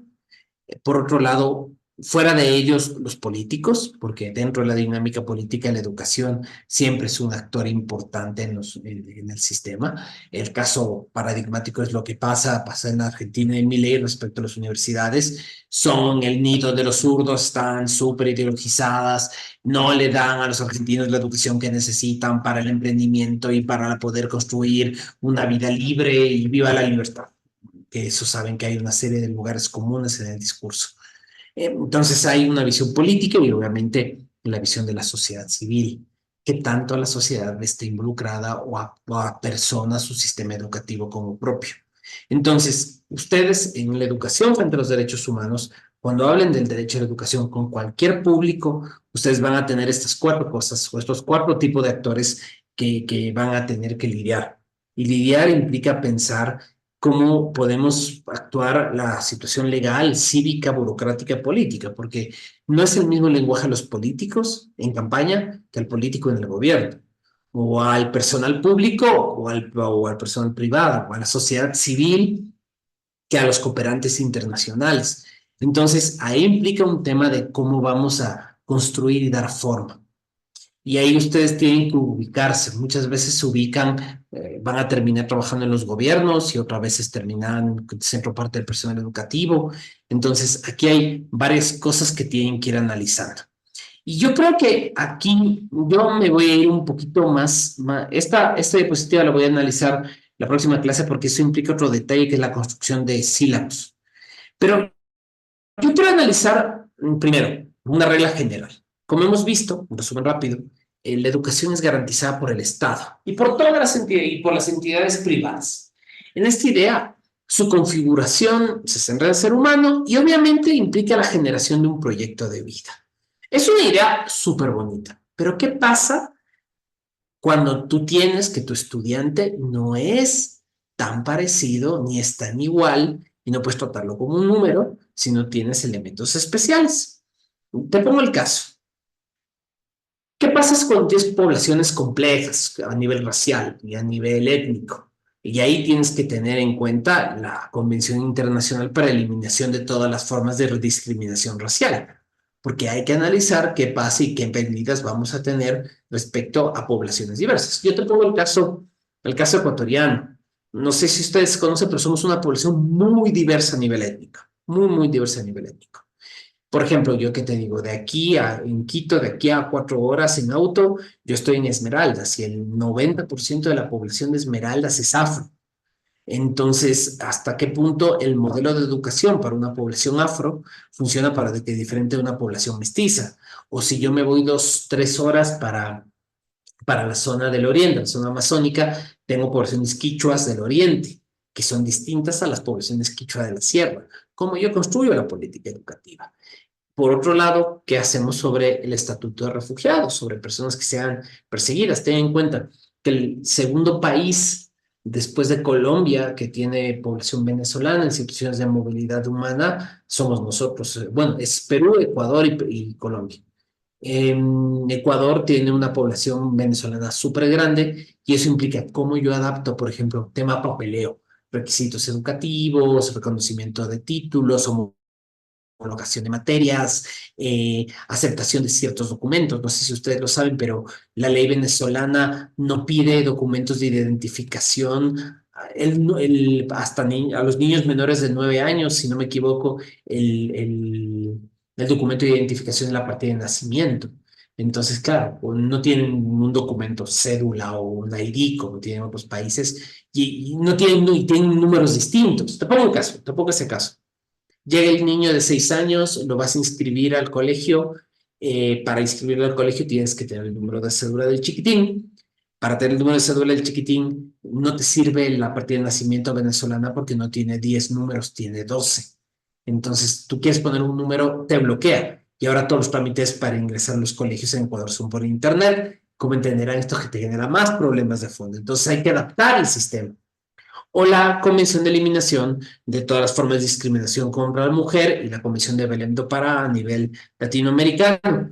Y esto también a nivel de personas con discapacidad o esta, que era es una convención vieja de los años 60, que es la convención relativa a la lucha contra la discriminación en la esfera de la enseñanza, porque esto te puede generar un montón de problemas.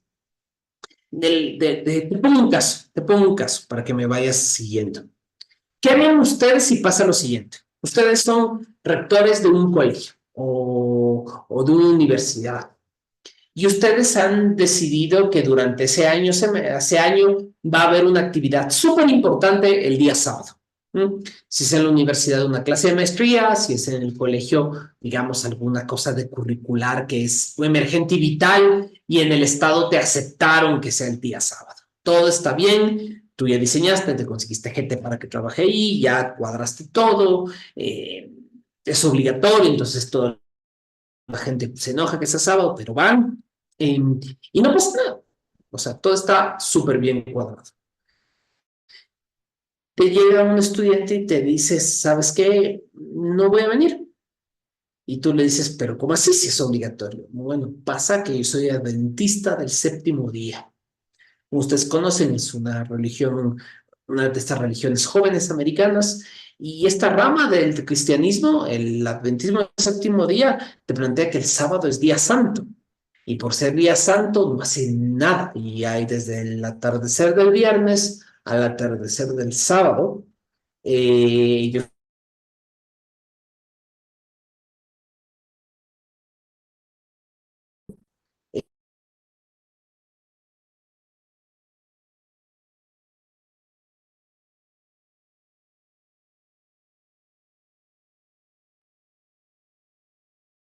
Vamos a esperar un momento a que se vuelva a conectar nuestro profesor, seguramente algún tema de conectividad circunstancial de la que pues nunca estamos indemnes, ¿no?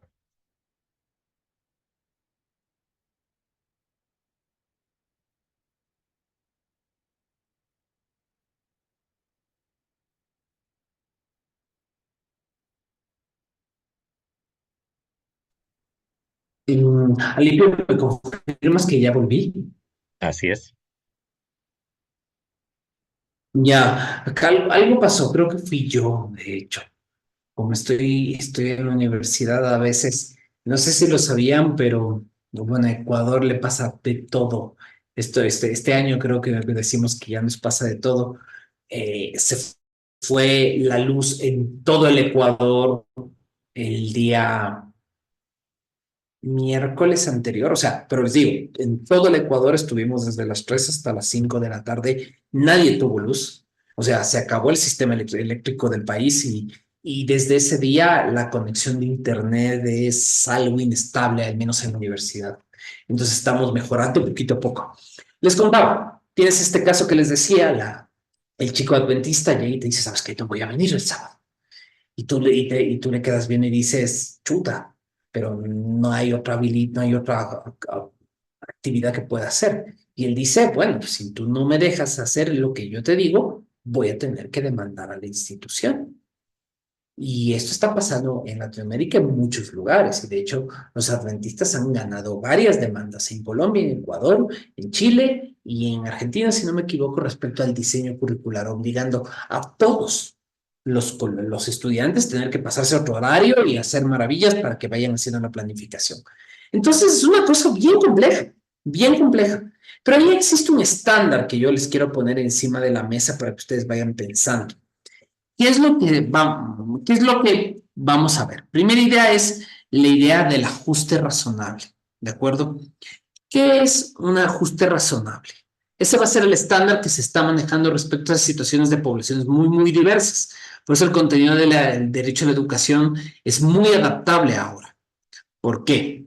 Porque toda legislación te da la posibilidad de hacer esto, ajustar las prácticas, los modelos curriculares evaluativos y de titulación con el objetivo de ajustarlo en favor de que esta persona quede en igualdad de condiciones con las personas que no tengan la condición que ella tiene.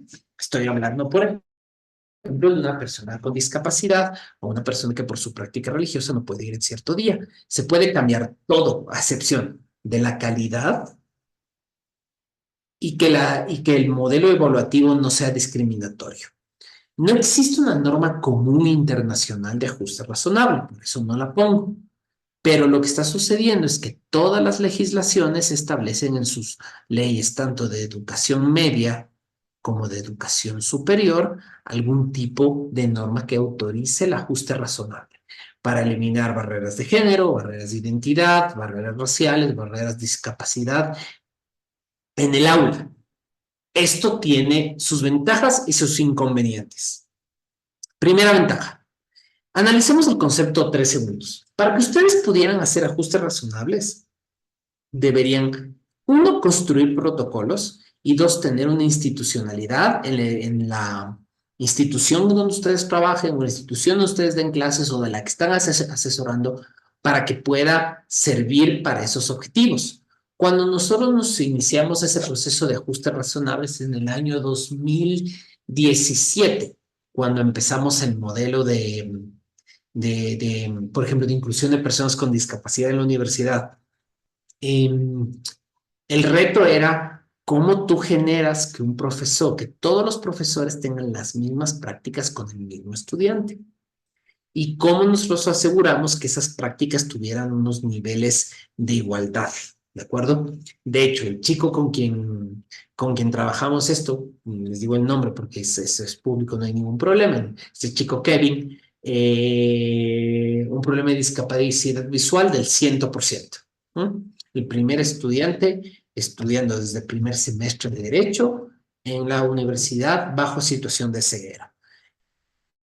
Nosotros ya habíamos tenido casos de personas que habían tenido casos de que entraron con que empezó a desarrollar glaucoma o que habían empezado a tener algo, tuvo un accidente, pero nunca tuvimos a alguien que no haya visto nunca en su vida. Este chico nació ciego. Entonces, la pregunta era cómo nosotros podíamos construir esta dinámica.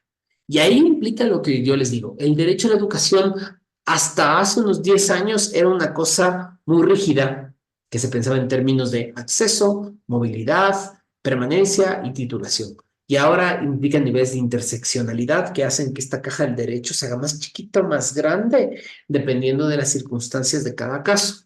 Entonces, aquí implica la construcción de protocolos y también la construcción de adaptaciones curriculares, no adaptaciones ni de calidad ni de adaptaciones de acceso, perdón, ni de adaptaciones evaluativas. ¿Por qué les digo esto? Uno de los retos que teníamos, y les digo así muy, muy claramente, era que algunos docentes muy vieja escuela decían, no, este chico es ciego, él no puede. ¿Por qué? Porque en derecho se lee un montón y él de ley no puede y él no sabe.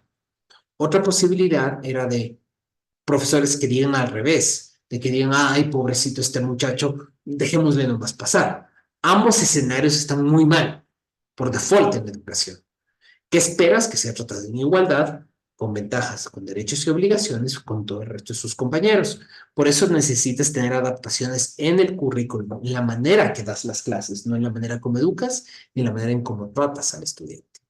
Entonces, esta idea de ajuste razonable hay que entenderlo en función del derecho a la educación y esto tiene su ventaja por lo que les pongo aquí, la adecuación curricular. Tú vas a tener que diferenciar entre ajuste razonable, ese ejemplo, ajustar a un chico el tiempo de evaluación para que él pueda dar el examen de una manera más fácil porque él tiene alguna discapacidad en la mano, pues obviamente ese es un ajuste razonable. Una adecuación curricular es cómo yo cambio mi manera de enseñar, cómo cambio los contenidos, el orden de los contenidos o la manera en que los contenidos son dados en el aula para mejorar los derechos de esta persona. Esto te pongo el caso, por ejemplo, de dar clases a una persona que tiene como segunda lengua el español, eh, personas con lenguaje de señas o personas quichua hablantes en el caso ecuatoriano. En el caso de estas personas, a ustedes les va a tocar igual generar una estructura que asegure no solamente los ajustes razonables. Ejemplo, pedirles a los profesores que hablen mucho más lento, asegurarse que los docentes, si pueden, si alguno de ellos conoce el quichua, tratar de hacerlo un sistema gradual, que primero de toda la clase en quichua y después la mitad y después la clase se da unos minutos en quichua y después el resto en español para que se vayan adaptando o decir ajustes curriculares. Y este impacto es bueno. Yo te diría, generalmente este impacto es bueno para evitar situaciones de exclusión o de segregación. Tiene sentido, pero ahí yo les pongo casos, ¿de acuerdo? Y yo regálenme 10 minutitos y les pongo el caso clásico para que ustedes lo vean. ¿Qué pasa con la práctica religiosa? ¿Mm? La práctica religiosa y la educación son un lugar bien complejo. Y no hablemos de la gran mayoría de latinoamericanos que la educación privada la hemos tenido en colegios religiosos, pero hablemos en espacios donde se está dando una creciente dinámica de gestionar o de discutir lo religioso. Ejemplo, signos visibles a nivel religioso. En el caso ecuatoriano, ciertas imágenes religiosas como imaginería corporal, ejemplo, tatuajes, ya no se lo ven desde lo religioso, sino están cercanos al crimen organizado, como tú lo interpretas en el aula. Y esto te plantea solamente las prácticas, pero también tienes que pensar que el ajuste razonable puede darse respecto al acceso un aumento de las comunidades, por ejemplo, musulmanas, si por ejemplo en ciertos sectores del Ecuador hay una población, mm, digamos, importante, pero no, pero importante judía y musulmana. Por ejemplo, en Guayaquil hay una población siria y libanesa muy importante, que de hecho dos presidentes del Ecuador son de descendencia libanesa, no practicantes musulmanes, pero con familia musulmana em, que implican también el tema de las prácticas religiosas. Y esto también implica el tema de la elección, ¿no? ¿Qué pasa en el caso de que tú tienes un estudiante que está en un colegio, que te digo, confiado a la compañía de Jesús, que resulta que su familia se volvió evangélica? ¿Eso afecta su permanencia en el colegio? ¿Afecta su capacidad de elegir? Eso vamos a ir hablando la próxima semana cuando hablemos del mecanismo de garantía, cómo protegemos los derechos en estas situaciones. Y por el otro lado, cómo prohibimos, si prohibimos o no ciertas prácticas religiosas. Pónganse a pensar los cultos de la Santa Muerte en México, o el caso de Jesús Malverde, o yo te pongo de otro tipo de efigies que están cercanas a las lógicas del crimen organizado.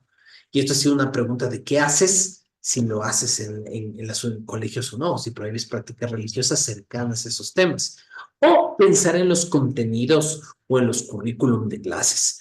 Esto hay que pensar cómo se pueden trabajar. Y yo quiero que vayan pensándolo porque yo quiero mostrarles la próxima clase ciertas cosas interesantes respecto a la garantía. Y esto yo les voy a poner ciertos casos. Yo sé que esta clase fue así pesadita porque hemos estado trabajando pues temas más bien teóricos que son pesados, ¿sí? Pero yo quería darles al principio esta pequeña discusión inicial sobre el papel de la educación en América Latina y cómo se está dando. Yo les quiero hacer un resumen chiquitito. Primer resumen. Recuerden que la educación es un derecho complejo. Es un derecho donde el Estado hace cosas, pero también deja de hacer cosas y hay elementos de desarrollo progresivo. Un tercer elemento es ¿Qué contiene el derecho a la educación? Acceder, permanecer, titularse, y por el otro lado, la no discriminación, la garantía y el respeto de los derechos. Hay una nueva dinámica que este derecho ya no es duro, ¿de acuerdo? Es un derecho que tiene estos bordes que yo les digo, esta pelotita de ajustes razonables que va cambiando en función de lo que va pasando en la sociedad. ¿Hay un mayor nivel de inclusión? Sí, pero también en Latinoamérica, a toda Latinoamérica hay un mayor nivel de desregulación, de que están dando mucha capacidad autónoma a los colegios y a las escuelas y a las universidades para generar modelos educativos y contenidos y reglas de convivencia. Y se están dando muchos modelos de convivencia que a veces tú no sabes hasta qué punto pueden generarte problemas. Ejemplo, hay en casos de colegios colombianos existe el modelo del pacto de convivencia, el contrato de convivencia, que al principio del año todos los chicos firman un documento en el cual ellos se comprometen a ciertas reglas, incluyendo su vestir, incluyendo su estado, su vestimenta, su cosa corporal, la existencia de pendientes, hasta qué punto eso limita el derecho al libre desarrollo de la personalidad, o el derecho a la libertad de expresión, a la libertad estética, que esas son complicaciones que se están construyendo alrededor del mundo. Otra idea que deben tener en cuenta, qué es lo que pasa, por ejemplo, con poblaciones intersexo, con poblaciones LGTBI, respecto al tema del uso de baños. Aunque se me va a decir, oye, frente, te estás yendo a problemas del primer mundo, está pasando. Vean, en el caso, por lo menos en el caso universitario, nosotros ya tenemos aquí en la universidad un colectivo de estudiantes que se identifican hasta sí mismos como no binarios. Y esto ha generado un problema respecto a la autoidentificación de los chicos en estos temas. Por otro lado, que ustedes deben haber visto, personas transexuales a las cuales hay que hacer una corrección de los títulos y los documentos educativos para que puedan cubrirse para todos para esta idea de para su nuevo nombre, para su nombre adquirido. Entonces, esta idea que se está dando, vamos a verla más adelante y espero que durante la próxima semana, yo quisiera que lo vayan pensando en función de las actividades que tenemos en el aula virtual. Son actividades bien chiquitas, eso sí, quiero que lo tengan en cuenta. Con Alipe estuvimos revisando la semana anterior y son dos actividades chiquitas. La primera es el foro. Hay un foro de presentación y un foro de unas actividades que yo espero que lo vayan haciendo para tener entre todos una mejor relación. Me gustaría conocerlos más y para eso necesito un poco que trabajemos en primer lugar el foro. En segundo lugar, hay una primera actividad que está normada, que tiene una calificación, que es básicamente un trabajito de lectura y generar una pequeña tablita, una pequeña matriz en el texto. Eso es un poco lo que se puede trabajar. ¿Qué quiero que tengan el compromiso conmigo? Durante estas semanas, yo voy a revisar el aula virtual 2, 3 veces durante la semana. Si tienen problemas, si tienen dudas, si quieren saber más cosas, si quieren más textos de lo que estuve trabajando, si quieren los textos base, igual le puse la bibliografía de la presentación de PowerPoint que les mandó el Alipio. Les mandé igual la bibliografía con la que trabajé, pero si quieren más textos sobre esto, es justo lo que yo estoy trabajando un poco en la investigación, que estoy haciendo un proyecto aquí en la universidad sobre políticas educativas y derechos humanos, para que vean un poco qué está pasando. Y eso, no sé si hay alguna cosa, Lipio, que deberíamos contarles a los chicos para que pudieran trabajar durante esta semana.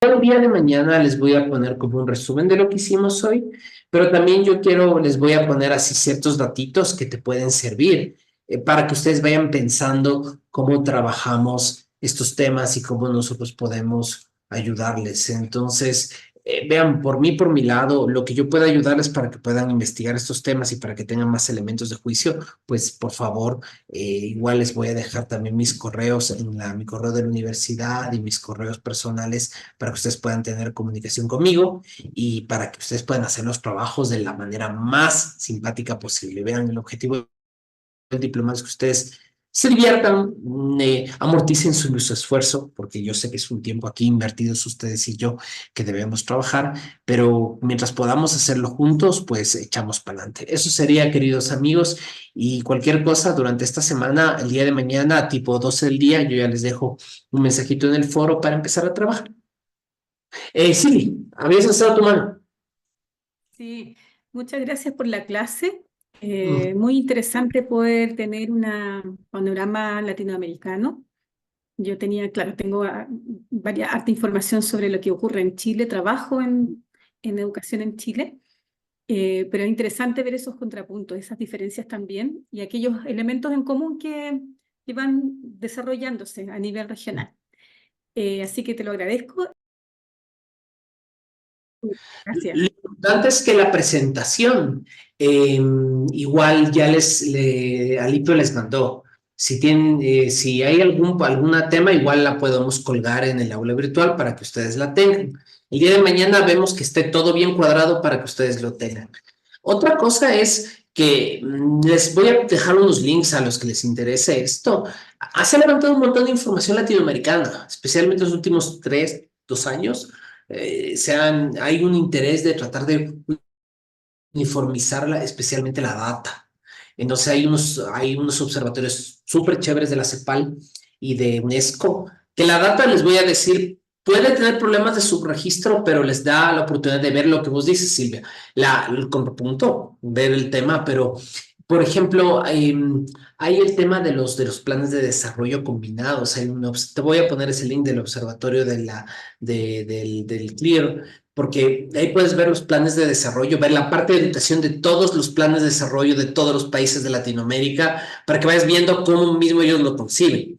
Ahora, lo que se pone en la práctica, el tema presupuestario, no está como muy claro. El tema de cuánto mismo de lo que se invierte sale como gasto real. Entonces, ahí son cosas que, por ejemplo, lo que salga en Chile, tú sabes que tal vez te dicen que dan 100 millones de dólares, pero la redistribución geográfica se queda en Santiago, por ponerte un ejemplo.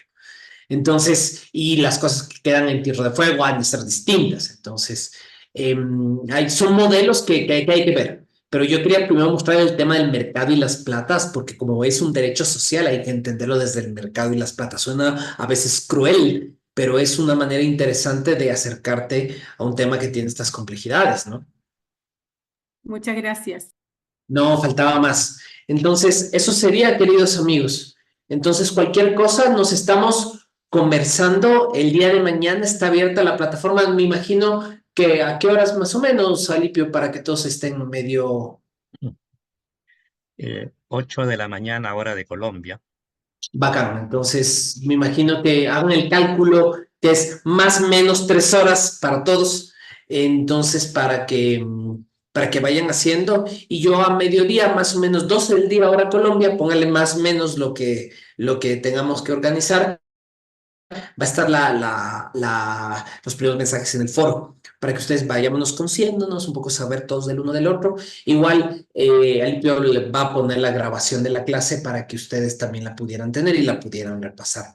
Entonces, eso sería, y buena tarde, buena noche para todos los que están conectados. Porfa, cuídense mucho.